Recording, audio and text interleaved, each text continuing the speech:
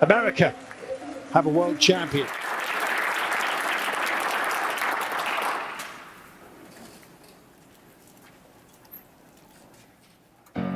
The recurring word that came up in a lot of features of you was interesting. You're not like the normal vision of a track cyclist, but I think you showed that you don't have to be in order to excel. I mean, I would introduce myself as a professional cyclist.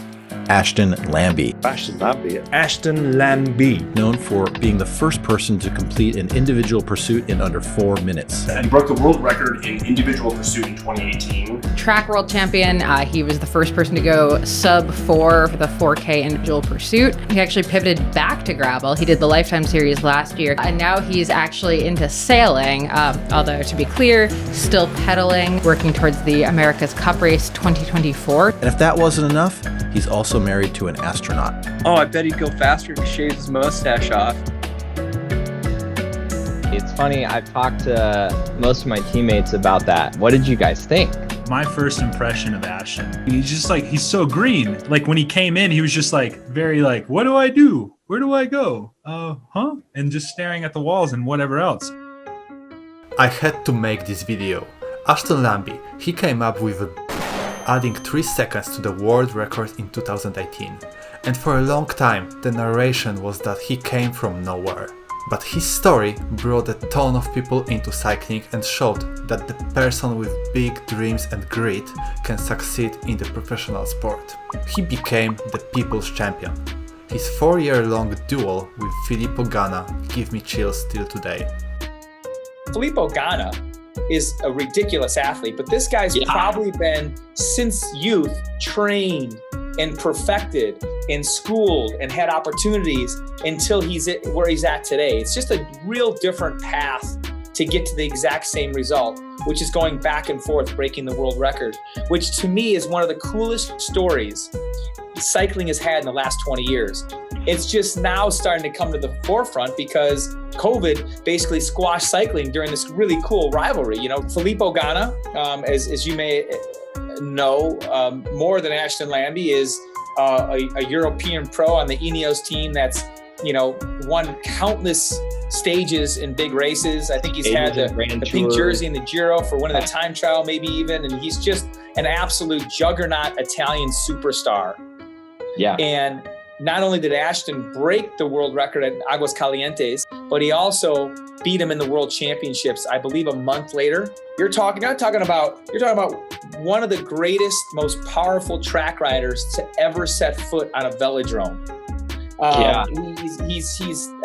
He almost every single Pro Tour time trial he wins or gets second, multi-world champion. Yeah. And Ashton Lambie in 2017 was on the grass tracks in Kansas. So I found my dad's old road bike in our garage when I was 15. And he took on this juggernaut. I don't want to say it's David and Goliath, but it is kind of like David and Goliath. And he came home with the World Championship stripes on his back. I was always betting on Ashton every day of the week. And see, I feel like a really shitty friend because literally everybody has said that to me. They're always betting on Ashton. Yeah, I would have said Ashton would have gotten second. I just thought in the final, I thought it would have been Ganna. He maybe would have qualified faster in the opener, but I think Ganna would have backed it up in the final, and I thought Ashton would not. And hey, I'm wrong. I'm taking it on the chin. I'm wrong. And I don't know Ganna. Ashton's a friend of mine, and so it makes it even worse.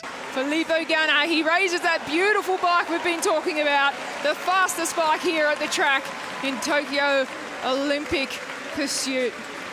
I don't think any of the individual pursuit stuff would have gone nearly as well if I would have made it to the Olympics, if the team pursuit team would have qualified. Mm-hmm. When we didn't qualify for the Olympics, I was crushed. I was super, super bummed.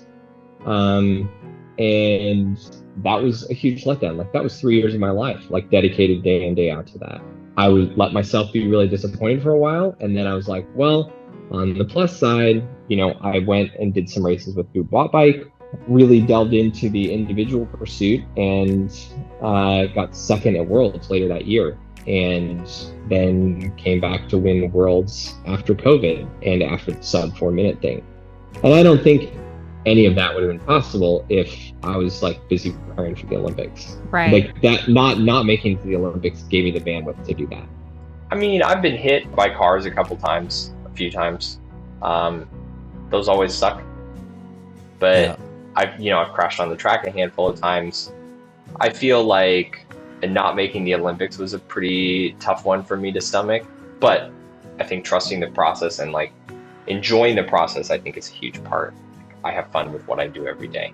I have, an ideal of what I want, and as long as I'm like chipping away at those things, even if it's just like, I'm moving on the path towards where I want to be, like just an inch every day. It's like, you're still making progress, and like eventually you'll get there.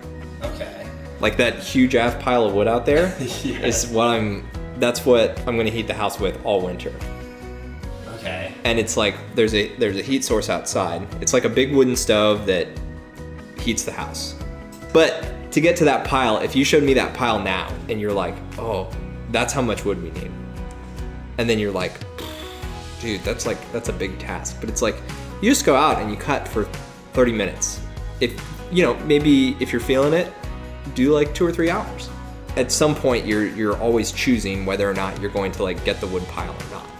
I don't know, I think you kind of just have to like shut off that little bit of doubt of like, oh, I can't do this, or I'm too tired today. So I did a power test yesterday. Then this morning I had gym, and I did like, one of my warm-up sets. And I was like, God damn it, this is fucking hard.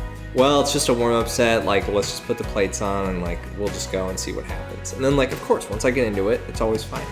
I've got this app on my phone called Training Peaks, and like every day, at this point, I don't have a coach anymore, I just coach myself. Okay. But I put in all my own training. And it's like every day I wake up and I'm like, what's the workout? I'm gonna do it because I've just fucking always done it. I've done it every day for the last 3 years. Like, of course I'm gonna do it. What else am I gonna do? Just not do it? Mm-hmm. Like, at that point, there's so much inertia behind this. It's like, it's a little bit easier to just get up and make it happen,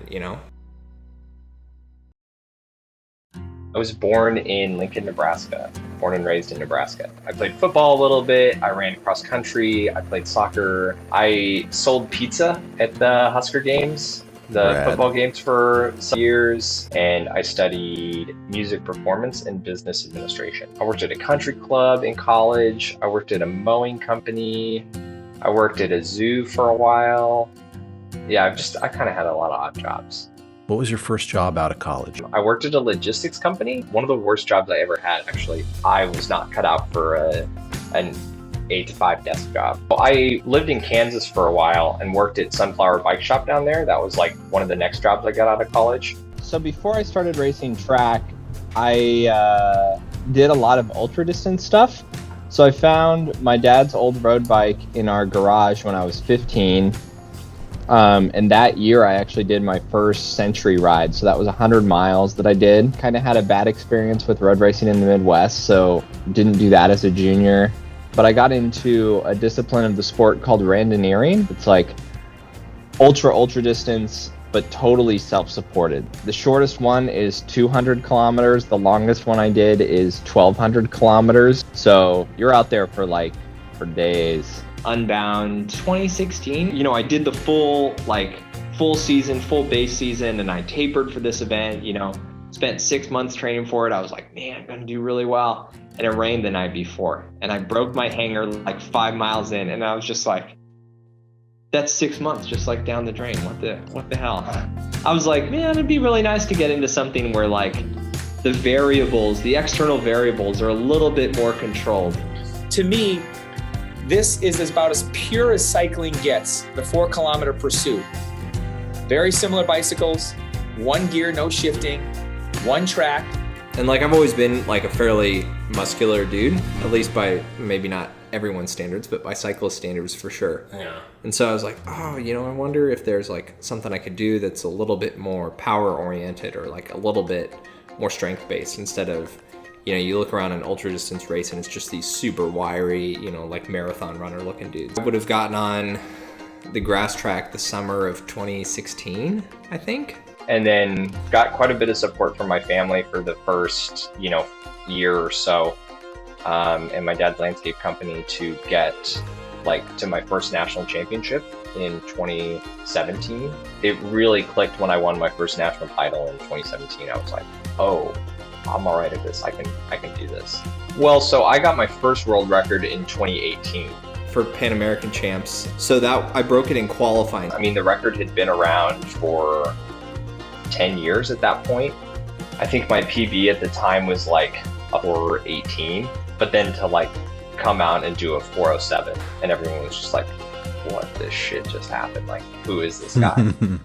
My wife, Christina Birch, is doing her astronaut training with Crude Space Flight Center in Houston, Texas. Yeah. I think like everyone's goal is to, go beyond the International Space Station. I think she would be super, super excited with any spaceflight opportunity she got. I mean, all of them would. It's an incredible opportunity. Like, even before I got the job, I've been a huge space nerd my whole life. Like, as a little kid, I remember when the Mars rover landed, and like having, I printed out every page I could find about it in like a little 3-ring binder. Like, I studied it and looked at all the photos. How much fun it is, and how like empowering it is to feel like you're your own little self-supported spaceship, and like you have everything you need on your back, on your bike, on your person, and you're just cruising around the planet, like experiencing stuff. Not going back to the track was kind of a tough decision, and like a lot of people, I think people were really supportive. I think that wasn't like the normal decision that a lot of cyclists would make, where it was like, hey, I did the sub-4, I got the world record, and I won world championships all within like 2 months. And I was like, right, look, man, this is everything I can do with the individual pursuit. Like, I could go back and win, try to win worlds the next year, but like, I already did it. What's the point? And so there were other things I wanted to do. And the Lifetime Grand Prix was taken off that year. So that was, that was my big challenge for 2022. Suddenly you're on a sailing team, which at first glance makes less than no sense. I've recently made the team for the America's Cup team, American Magic, which is the oldest sporting event in the world. It's a sailing race that happens every 4 years. Traditionally, the sail controls are powered, or have been powered by like hand cranes, like a lot of other sailboats. We basically charge up a system that allows the sailors what we would call trim the sails, so like tighten, loosen, twist them, change the direction. If you see where someone else is and you're like, I want to get to that point, just because you haven't been on the same path as them, or you don't want to take the same path as them, doesn't mean that there isn't another way to get there. I think it would be pretty quick that I would build resentment of like, oh, you gotta go do these 10 races, and I'd be like, well, I don't want to do them just because you told me I have to do them. Like, that I like, whether I wanted to do them or not, maybe they're cool races, but because there's someone telling me to do it, I'm just like, nah, well, now I don't really want to do them anymore. If you enjoyed this story, there's also another pro cyclist who's been a track pursuiter and came out being the biggest breakout story of 2023 World Tour season, Canadian Derek G. Watch it here.